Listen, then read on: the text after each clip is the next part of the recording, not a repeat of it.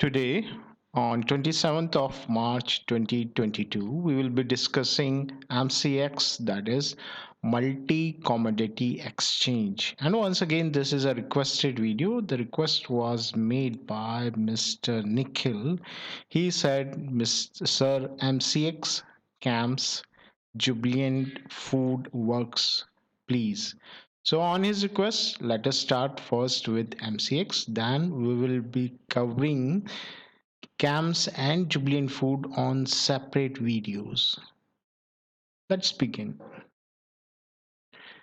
For this, I am taking daily chart, means each candle represent a day here. Right. So till now, this is how MCX behaved. Right now, the price is at 1443. Roughly, you can say 1444. So at this price earlier, this price action, this area, this marked area behaved as resistance, breakout, then it behaved as a support. At present, it is behaving as a resistance because we can see a long wick here. So it might be a just because of profit taking, because earlier price action does the same thing, and few of traders might have took their profit here. So when to buy, at what price you can buy, this is very important.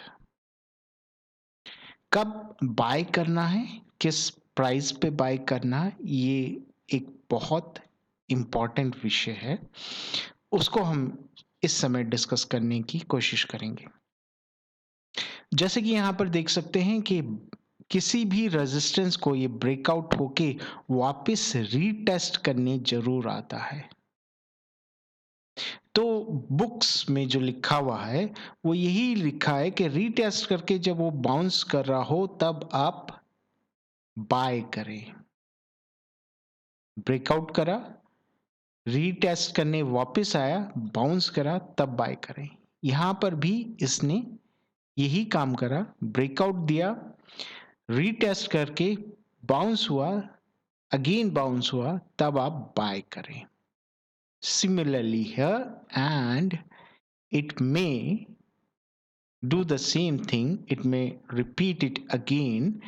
जब ये breakout दे, retest करने आए, bounce करे, तब ही आप bye करने की सोचें, अभी तो नहीं. सो वेट फॉर रीटेस्ट.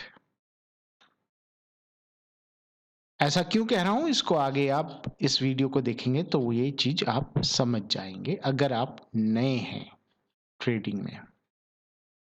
वेल, ये तो सिंपल प्राइस एक्शन और रेजिस्टेंस और सपोर्ट का चार्ट था. इसमें कुछ इंडिकेटर्स भी मैं इन्वॉल्व करता हूं for the purpose of discussion. So here we are. अभी तक क्या है कि ये 21 EMA एक्सपोनेंशियल मूविंग एवरेज की लाइन है. अभी तक इसको ये सपोर्ट कर रहा है तो कर रहा है. जब ये नीचे आता है इसे तोड़ के, तो फिर वो नीचे आने की संभावना बढ़ जाती है. ठीक. तो जो ट्रेडर्स हैं उनके लिए जब ये तोड़ के नीचे आए और रीटेस्ट करे इस लाइन को, इस जोन को रीटेस्ट करके और रिजेक्ट हो जाए और नीचे ही चला जाए, तब वो इसको ट्रेडिंग पर्पस के लिए शॉर्ट कर सकते हैं. अभी तक जब तक ये इसको 21 EMA को तोड़ के नीचे नहीं आया है, तब तक तो हम इसे अभी तक टेक्निकली अभी तक हम इसे पॉजिटिव ही कहेंगे, ये नेगेटिव नहीं हुआ है। फर्स्ट, आप देख रहे हैं लगातार 21 ईएमए को ये रिजेक्ट करते हुए आ रहा था।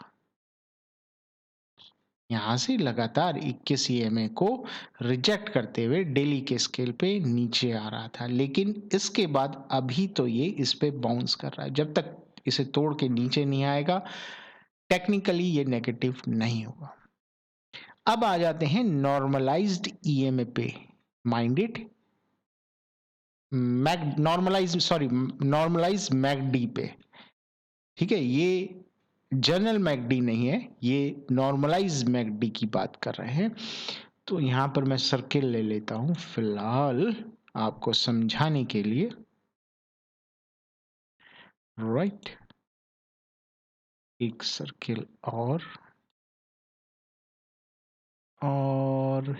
एक सर्किल और।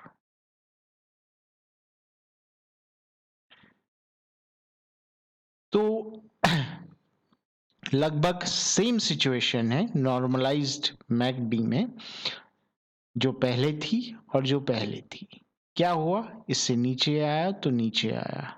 फिलहाल यहाँ तो सपोर्ट मिल रही थी, यहाँ पर ऐसा कुछ नहीं है, अभी तो बनी नहीं है। होगी सपोर्ट तो यहाँ कहीं होगी।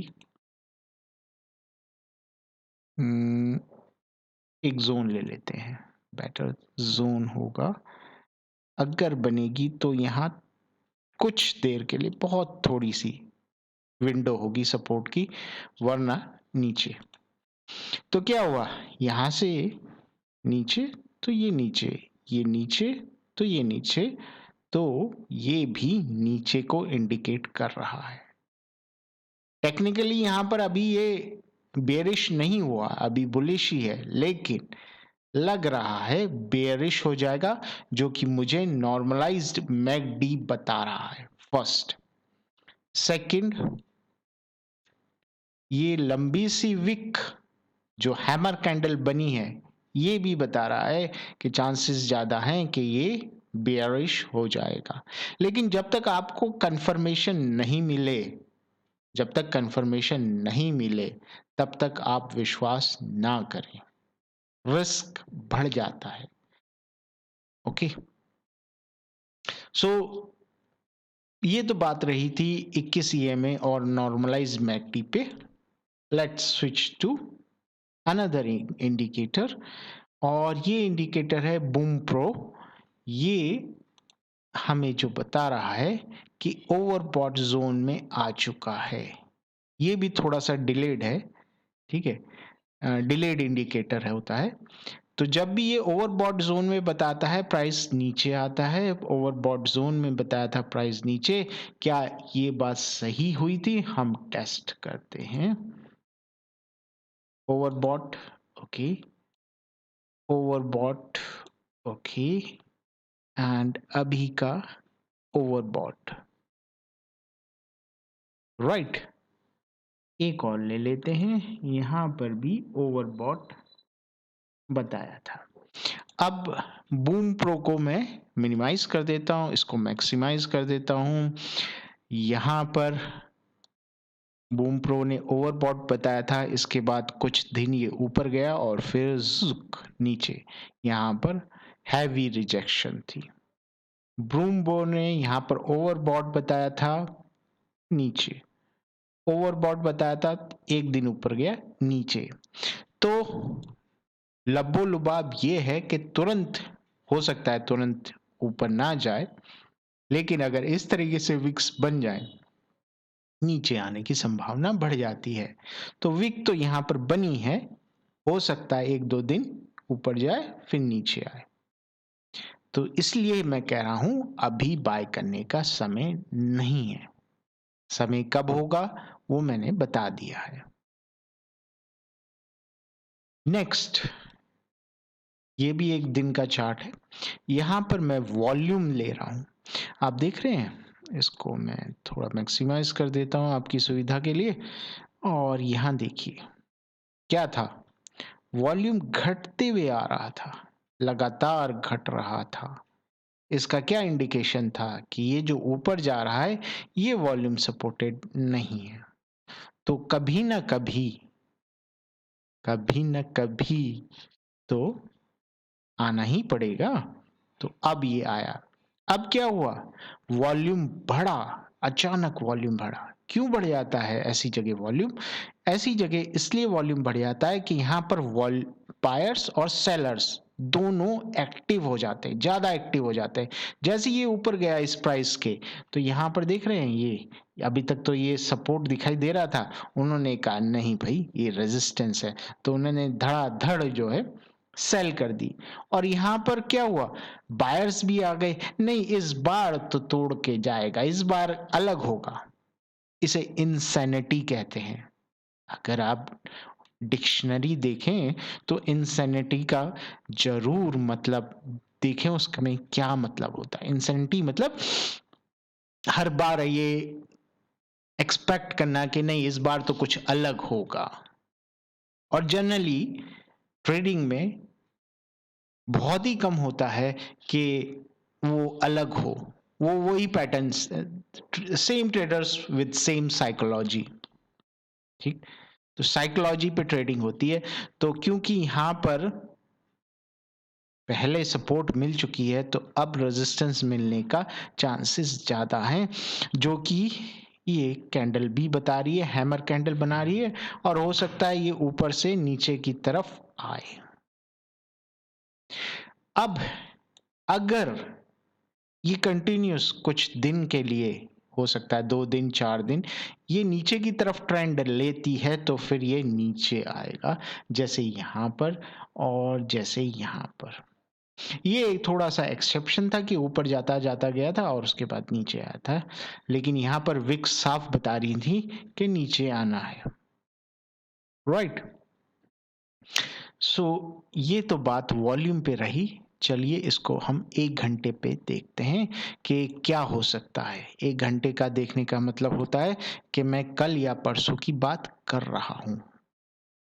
मॉर्निंग में पंप होता है, इवनिंग में डंप होता है। देखिए समय क्या हो रहा है, 9:15 पंप हुआ, शाम तक क्या हुआ, 3:15 डंप हुआ। फिर मॉर्निंग पे क्या हुआ, 9:15 पंप हुआ, शाम तक क्या हुआ, 3:15 डंप हुआ। पंप डंप, जुक जुक। ठीक, अब यहां पर बात कर रहे हैं कि यहां पर क्या हो रहा है। 9:15 शाम तक 3:15 तो क्या हुआ, सुबह के लेवल से तो नीचे ही आया, डंप हुआ। कल क्या हो सकता है मॉर्निंग में, same trader with same psychology, pump होने का चांसेस है। लेकिन वो मार्केट पे भी डिपेंड करता है भाई, रशिया ने न्यूक्लियर बम छोड़ दिया तो नीचे आएगा। जनरली क्या है कि चांसेस है कि ये इस लाइन तक जाए और उसके बाद नीचे। तो अगर 2 दिन लगातार ये इस तरीके से कर रहा है, 2 दिन वर्किंग डेज के लगातार इस तरीके से कर रहा है, तो प्रोबेबिलिटी इसकी बढ़ जाती है कि इस तरीके से करे। तो मैंने टेक्निकली हर लेवल पे और हर टाइम जोन पे आपको समझाने की कोशिश करी कि क्या होगा तो आप क्या करेंगे और क्या क्या हो सकता है। Hope you find this informative as well as interesting. With that note, I want to close this video here. Thank you very much for watching it till end. Thanks once again.